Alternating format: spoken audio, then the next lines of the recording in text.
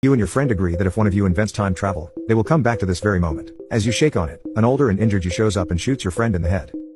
To say it was shocking would be like saying the Hindenburg got a little too warm one day. One moment I'm making a fun, silly pledge with my best friend, and the next thing I know a middle-aged person literally appears out of thin air and commits an act of murder without hesitation. The confusing cherry on top of this sundae of horror and impossibility was the fact that the killer looked just like an older version of me. Covered in scars, hair half gray, but definitely me. And then I was alone again, standing next to my best friend while smoke climbed up into the air above the bullet hole in his forehead. His knees buckled as his eyes rolled back, and down he went. I don't think humans are emotionally equipped to deal with death that well, especially when it's violent. But the fact that we were joking around about time travel, and the appearing disappearing murderer being unmistakably me, made therapy ineffective. They reassured me that the trauma and shock warped my memories of the event, that it had been a cruelly random drive-by shooting. They never even found the bullet, the police said. And eventually I stopped arguing with them. My memory was fine, though. I spent hours analyzing the images in my head. Any detail of my future self's appearance could be a hint of how time travel worked. If I could figure it out, I could travel too and save my friend. Would that cause a paradox? I had no idea if time travel worked like it did on TV. I had to find out. I took meticulous notes in all my science classes, and eventually got a scholarship at a rather nice university.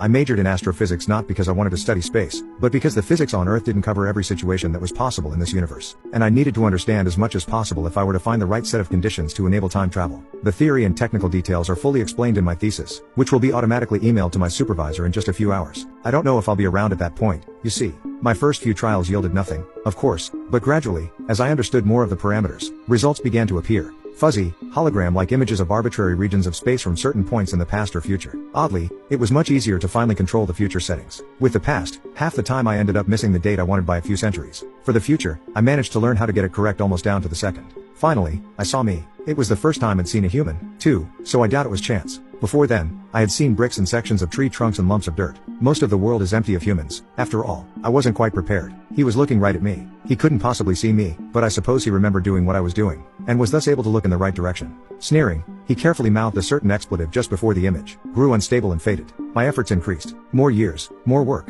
The stress of it all aged me horribly, but it had become an obsession by this point. I refused to be a murderer, and would do anything to stop myself from becoming one, especially at the cost of a carefree teenage boy's life. And then it happened. I managed to connect with matter, not just photons. I had essentially opened a portal in time still stable for only a few seconds, but now I could interact with and hear what was contained within it. A sphere, of diameter 2.16 meters, within which was whichever point in the future one desired to visit. Things could be removed from it, but nothing from my current time would remain in the portal once it closed. I could, for example, remove an apple from a future fruit bowl, but if I replaced it with a pear, the pear would remain in the bowl only as long as the portal stayed open. Then, everything from the future would vanish, the fruit bowl would be gone, and the pear would fall to the ground. From the point of view of someone standing in the fruit bowl's room, a disembodied arm would reach out, take an apple, replace it with a pear, and then both the pear and the arm would vanish. Permanent travel to the future was, for now, impossible. I could only catch a few seconds of experience at a time. Come get me, he said as soon as I locked onto his position again, using a copy of the settings data from the previous contact. The portal closed, and as soon as I opened it again, he was gone. That was fine. I had guessed that he would run. Running my finger across the floor inside the portal allowed me to remove dust, which analysis revealed a higher than background level of tachyons.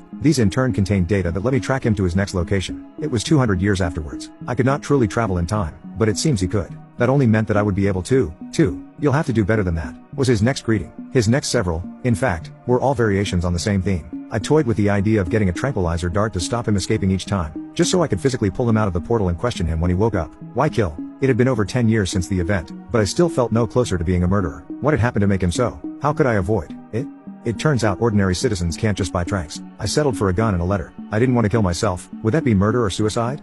But was willing to cause non-lethal injuries if it meant saving a life. My plan was simple. Open it at his next location. Since he couldn't see outside the portal's diameter, I would reach inside so he could see my hand with a gun. There was a chance that he would try to grab the weapon from me, so I would wait for the portal to open and see his position first before very briefly showing him the gun somewhere where he couldn't reach. My letter was essentially a warning, stating that if he didn't allow me to pull him from the portal so we could talk instead of playing this chasing game, I would shoot him in the foot to disable him. If I was still unable to remove him, another non-lethal shot would follow, and so on until he was mine. I had no intention of harming him if he cooperated, and no intention of killing him. Once we had talked, he could go back and do whatever. My next portal would open in the same location but 10 minutes later, giving him enough time to read my message but not enough time to prepare anything elaborate in response. It was difficult to figure out how to give him the letter. If I dropped a piece of paper, it would disappear, from his point of view, after a few seconds, as the portal closed. I could theoretically grab a piece of paper from within the portal, assuming one happened to be caught in the view, and scribble a note, but I only had a few seconds to write. And besides, even if I wrote fast enough and replaced the paper in the portal, the ink would still be for my time, not the future. So when the portal closed, the paper would remain but not the ink with the message. I finally had a metal branding iron made with my message on it, in reverse. When heated, I only had to press it against paper, wood, or something similar, and it would burn my entire letter at once into the surface. The damaged molecules would still be originally from the portal, from the future, so they would remain for my future self to read. It went perfectly. Obviously, he had my memory, so he knew what to expect. He had a piece of paper waiting on a chair placed to the point nearest me. I branded my message onto it with the hot iron and showed my gun. He offered no resistance and pulled no tricks. This worried me. I didn't know his motivations. I couldn't hope to outsmart him. How can you outsmart someone who knows everything you know, and then some? The moment had come. The portal set for plus 10 minutes in his time. I only had a few seconds. He would let me lead him by the arm out of the limits of the portal and into my time, or I would shoot him in the foot and reopen the portal as soon as possible while he was still disabled. I had a fully stocked first aid kit ready to go.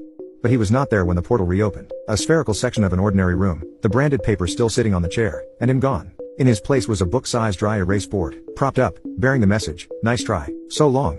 Forever." It took a lot longer to trace where he had gone. He had been careful to hide his tracks. After dozens of portal openings, I found a high enough level of tachyons and was able to extrapolate the location in time and space he had fled to. It was time to use the gun. He had my memories, but he was only human. If I opened my portal within a few milliseconds of him, he would not have time to react or prepare. Running over the calculations again and again, I aimed my gun towards where his foot was going to be, hit enter on my laptop, and fired. The portal's viewfield was not level with the ground this time. It was a point slightly higher in space, so where I thought his foot was going to be was actually closer to head height. I am only human. By the time I realized his trick, I had already pulled the trigger. My best friend, only 15 years old, suddenly had a hole in his head, while the terrified younger me helplessly looked on. And the portal closed. After many weeks of drinking and not bathing, which I am not proud of, I realized that none of this explained why my future self had been goading me on. Even if I wasn't a murderer per se, just an accidental killer, as if that made it any better, it didn't explain why he seemed to want me to do it. As if on cue, another portal opened. No scaffold apparatus projected it, unlike mine. This portal did not come from my lab. The other me stepped through it. "I have a lot to explain," he said, contritely. None of this was good. But it had to happen, and now we can fix it. I'm leaving with him now. I feel strangely calm about this. I have already done the worst thing possible. There's nothing left to fear. And besides, if he hurts or kills me, he ends his own life as well. He's already explained a little, and I'm starting to understand. It's going to be okay. I hope this email finds you well. Good luck replicating what I have done.